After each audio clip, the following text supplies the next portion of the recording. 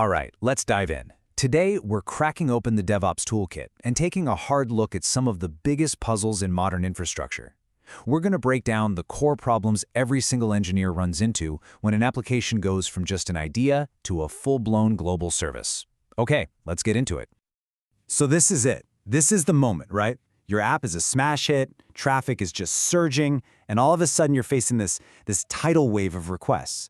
And look, this isn't just about scaling. It's about a whole series of complex, interconnected challenges that can literally make or break your entire service. So how in the world do you handle it all? First up, we've got to become traffic directors for our own little digital city.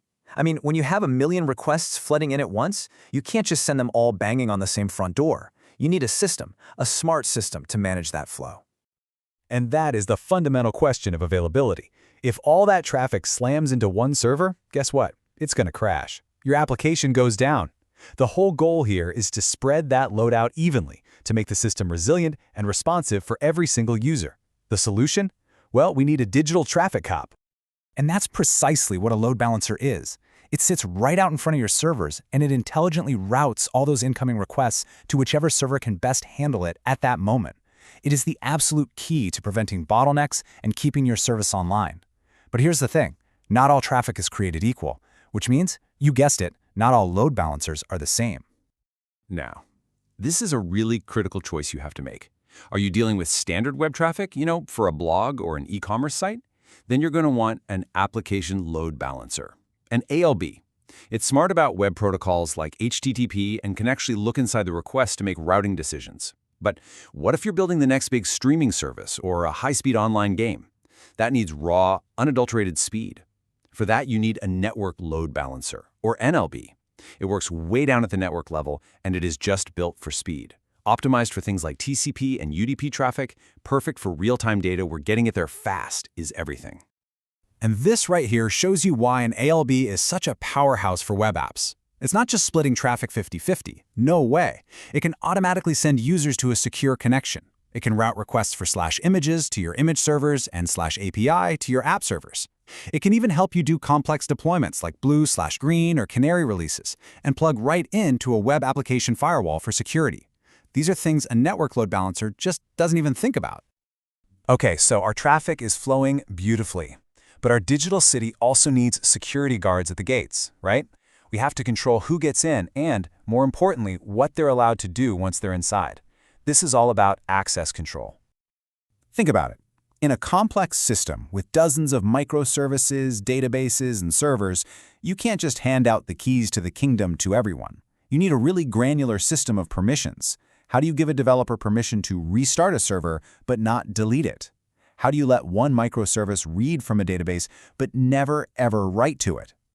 And the answer to all of that is Identity and Access Management, or IAM. And this isn't just one tool. It's a foundational framework for your entire system. IAM lets you define exactly who, whether that's a person or a service, can do what action on which resource and even under what conditions. It's basically the rulebook for your whole infrastructure.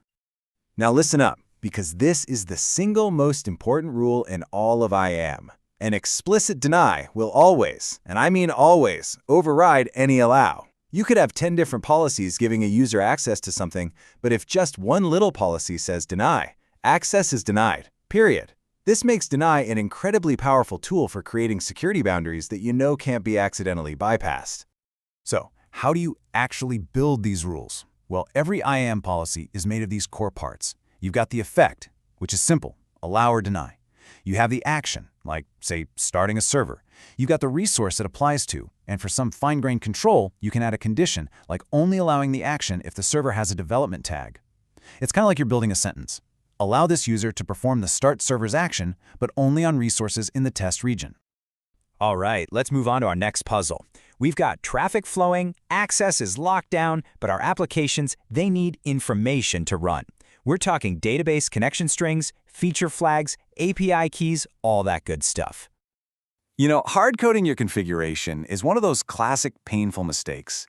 If you put a database password directly in your code, you have to rebuild and redeploy your entire application just to change it. It's slow, it's super insecure, and it's an absolute nightmare to manage when you have different environments like dev, staging, and production.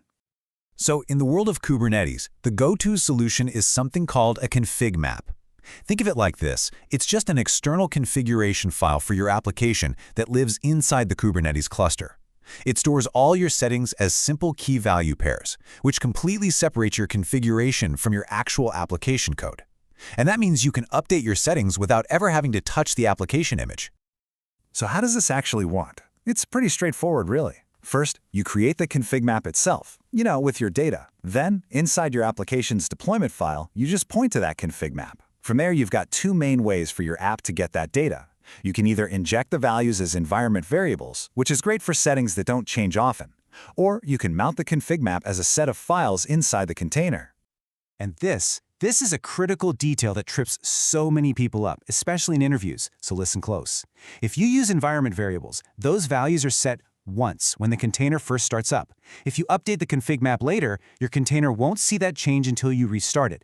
But, and this is the magic part, if you mount the config map as a volume, Kubernetes is smart enough to update the file inside your running container automatically.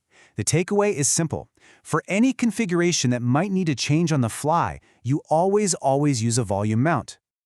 So far, we've been looking at specific tools for specific problems. But the final, and maybe the most important piece of this whole puzzle is the engineering mindset.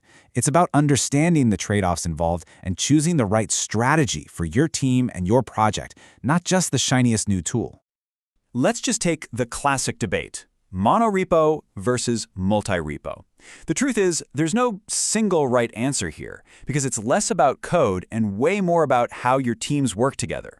A monorepo, one giant repository for everything, is awesome when your services are all tightly connected, and a change in one place often means you have to change things elsewhere. It makes managing those dependencies so much easier. But if your teams work pretty independently, a multi-repo strategy gives each of them their own space. They can manage their own build pipelines, their own permissions, their own release schedules, all without stepping on anyone's toes. The choice really just reflects your company's philosophy. Do you want centralized consistency, or do you want decentralized speed?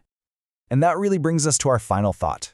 The tools we've talked about today, load balancers, IAM, config maps, they're powerful, but let's be honest, they'll evolve and be replaced. The real skill is understanding the principles underneath it all. How to manage traffic, how to secure access, how to decouple your configuration, how to structure your code for your teams. These are the timeless puzzles of engineering. So the question for you isn't just what tool to use, but what problem are you really trying to solve?